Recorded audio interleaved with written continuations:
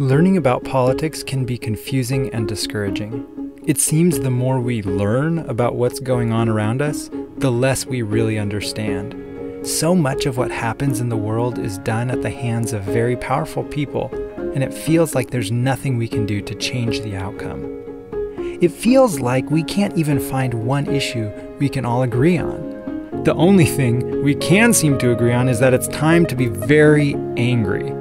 Most of us feel upset, fearful, disillusioned, and ultimately powerless in the face of a complex, dangerous world.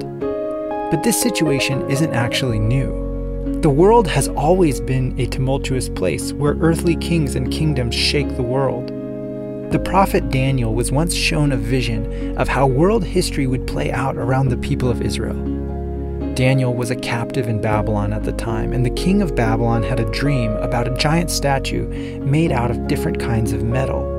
God showed Daniel the meaning of this vision. The head of the statue, made out of solid gold, represented the empire of Babylon. The arms and chest were made of silver and represented the kingdom of the Medes and Persians, who would rule much of the world after the Babylonians. The belly and the thighs of the statue were made of bronze, which represented the kingdom of Greece that would rise up under the leadership of Alexander the Great. The rest of the statue's legs were made of iron, which represented the great power of Rome that would smash other kingdoms to pieces. The feet and toes of the statue were made of both iron and clay, which do not mix together. This meant that after Rome, there would be a divided world made up of strong and weak nations, and that people in this time would not be united.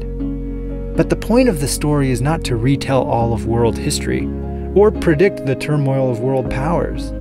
The point of the story comes at the end. God himself will create his own kingdom that will overthrow and replace all the warring kingdoms of this world. In those last days, represented by the bottom of the statue, God would break the powers of the kings of earth and set up a new kingdom for the whole world, for all people.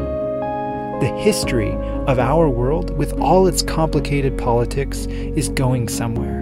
It always has been, because God has a plan. While we might sometimes feel powerless to make changes in the world, God has all the power we could ever need.